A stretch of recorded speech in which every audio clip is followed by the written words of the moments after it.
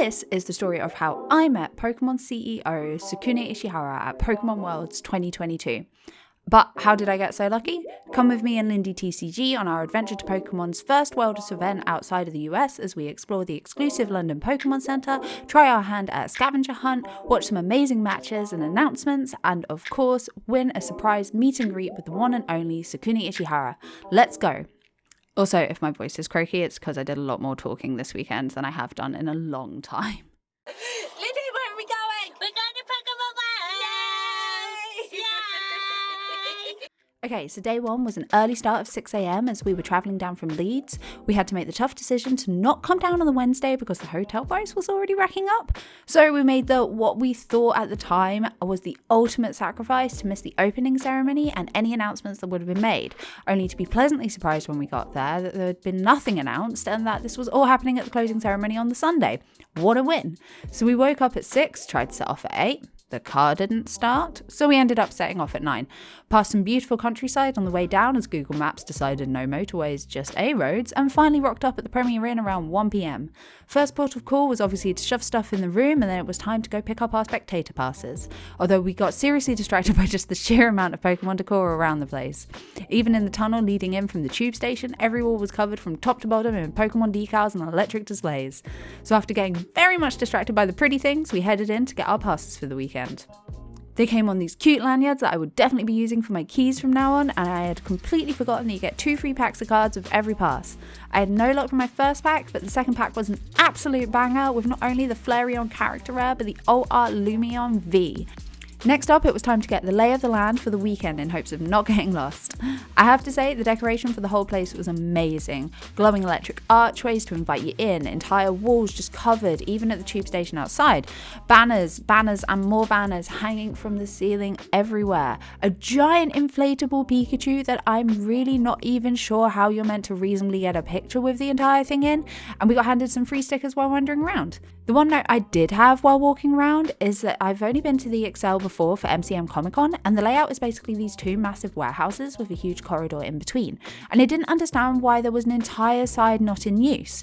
I get why they had most of the shutters down and only one entrance on the side that was open. With COVID regulations, it meant that they could check everyone was wearing a mask and have metal detectors for safety with bag checks if they went off. But to not use an entire side made it feel like the event could have been even bigger than they made it. And it's certainly not like there wasn't enough people there to make that worthwhile. But having figured that out, it was time to head into the main warehouse, say hello to the giant flying Pikachu, and go to check out the main stage. This thing was massive and so well decorated with these huge screens looming over everything so you could watch every match happening at the same time if you wanted to. You could even still hear the commentators for each match well because each audio was only ever directed at one part of the audience seating. So you want to just watch TCG, go sit on the right. Pokemon Go, the left. You get the gist. And while the first 2 screens were taken up with Pokemon Go for the first day, this is only because they were still whittling down the Unite teams on that first day. So we sat down, watched some TGC and VGC for a bit before heading off to find the Pokemon Center, which we had not discovered on our exploration so far. Turns out it was down some stairs on another level hiding from us. We were actually really pleasantly surprised to find no queues as well. We had heard from several people that the Wednesday had been an organizational mess, but we were lucky enough to just walk straight on through. So we grabbed a bag and got to it.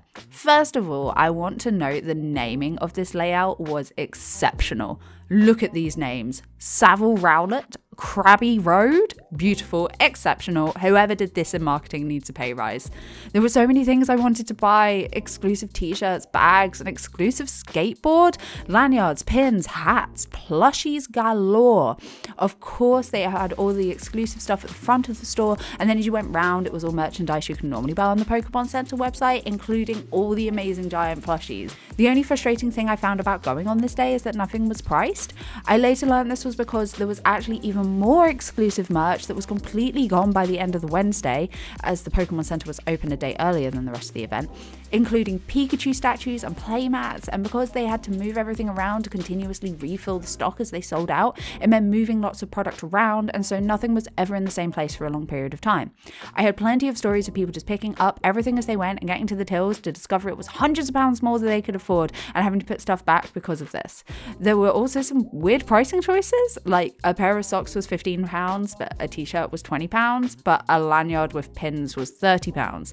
Maybe it's just me, but in comparison to each other, I don't think that those make sense. Either way, considering the budget for the weekend, I just picked up this Sitting Cutie Chikorita and this fridge magnet and called it a day, figuring we could always come back later. They were certainly doing much better with stock than they had been in the last London pop-up store, so we were pretty certain we could come back and be fine. And with that, we said goodbye to day 1 and hello to day 2. Day 2, we started by checking out the main prize wall in the main hall. What I didn't find out until the evening of day 1 was that any person can compete in different small events during Pokemon Worlds to win tickets that get you different things from the prize wall. These ranging from 10 tickets for a booster pack to 1,600 for a huge Arcanine plush.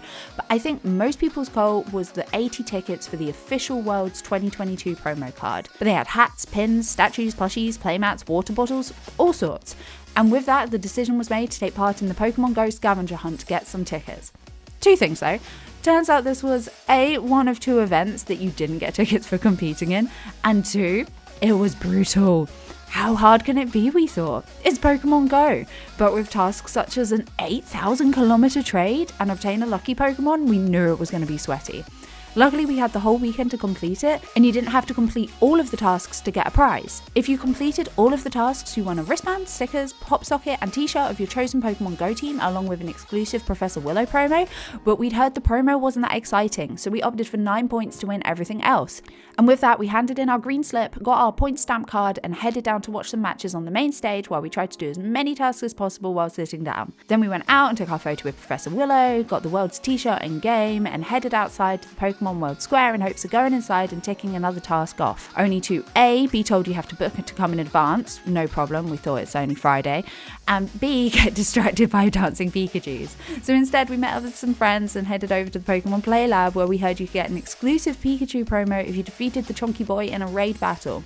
Mission accomplished. Of course we beat the electric mouse with ease. Golden Gibbon from Instagram gave us these cute promo stickers they had bought with them, and then our friend PSA Pimp got coerced into playing a guessing game with the official Pokemon TikTok channel.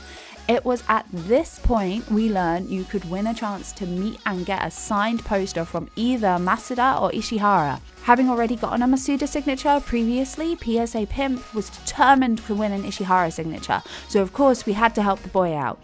The rules? Push the button and roll a 6 to win. Luckily, they let you queue multiple times, and 3rd time was the charm, with myself, Lindy TCG, and our friend Grading Growlithe getting lucky on the 3rd time round. While we were waiting in queue, Lindy even did some good trading and got herself this spicy PSA Arcanine. And with that, we decided to finish the day on a win. Saturday was obviously the busiest day of the 4. When we walked in, we spotted this huge queue going down to the tube station. Turns out this was the queue for the Pokemon Center. And while we wanted to go back, it was not going to be this day. By this day, we were getting some fierce feet blisters as well, so we decided to head down and watch some more matches. And of course, I had to truly put my foot in it at some point during the weekend and accidentally interrupted Super Duper Danny getting footage of the trophies and prize cards on the way over. But interrupting professionals over, it was time to sit, have an iced coffee, and try to complete more of this scavenger hunt. Having rested my feet and had some caffeine, I then went on an adventure to Pokemon World Square to try and book a time slot for the Sunday, only to find out they weren't going to be there on the last day. Super sad, because they had lots of fun activities like designing your own water bottle, bandana, there was Pokemon themed boba tea, and the best thing, it was all free. Very jealous of the people that got to go, so feeling a little bummed, I went to watch Leon Hart open some base set booster packs and got given a free Astral Radiance booster just for waiting. Did I pull anything from it? No, but the thought was lovely, and he got 2 out of 3 pulls from his base set packs too. Back to watch some more matches. It was at this point we realised a competitor called Gumero had a solid hype squad that came with him all the way from Portugal, and it was just so wholesome to watch them be so excited every time he had a good match. So with the VGC over and done with for the day, we went to go and collect our Pokemon Go prizes before the Unite final match started. Unfortunately, North America won over the European team, but we got treated to an appearance from Ishihara handing out the trophies and some fun fireworks from the stage. What a way to finish the Saturday. And with that, the final day of Worlds was here. Today's agenda only had 3 things: meet Ishihara, go to the Pokemon Center, watch the finales, and the closing ceremony. So we started off by getting ourselves in the queue for our meet and greet. I practiced my Japanese in the queue only to buckle when I got up there and could only muster a nice to meet you and thank you. Also, the staff took your phone to get a photo, so I asked if they could record the whole thing, and they didn't. Luckily, PSA Pimp was a boss and videos was all going and standing there looking really awkward while we got these cool signed posters. What an absolute legend. But yeah, look at this poster. Look how cool it is. It has both in Japanese and English Ishihara's signature, and then the words Pikachu and Pocket Monsters. By far the highlight of the weekend. And with that, we headed to the Pokemon Center to spend the rest of our cash on exclusive merch. Only to find we had obviously greatly underestimated how much merch had been sold on the Saturday. Nearly all the exclusive merch was gone bar the rucksacks and the bum bags.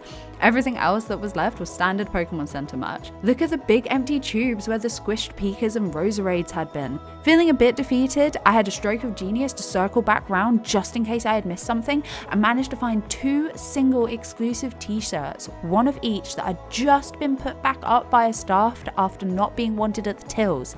Lindy also found a messenger bag by doing this as well. Can I fit into a small t-shirt? Well, it's a squeeze.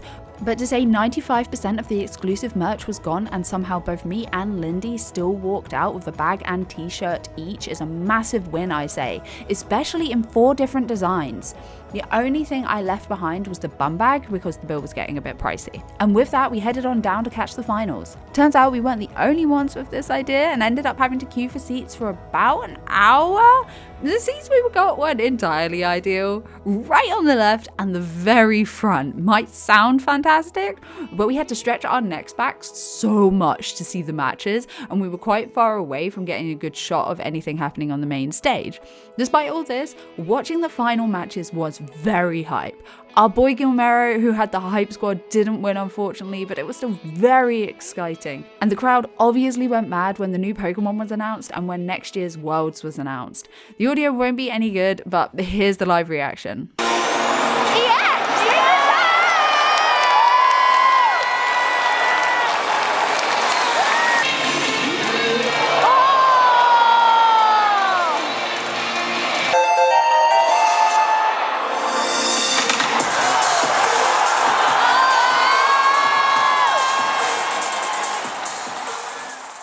And with the closing ceremony over, our Pokemon Worlds experience was finished. If I do manage to get to another Worlds in the future though, I'd definitely focus more on doing activities for tokens I can spend on the prize wall. And if they were to have something similar to the World Square, I'd make sure to prioritize that too. But even so, I honestly had such an amazing time. I met up with friends, met so many new people, or people I've only ever spoken to online before, and obviously got to briefly meet the CEO himself. Literally everyone and every employee was so nice, and this was most certainly an event I will not be forgetting.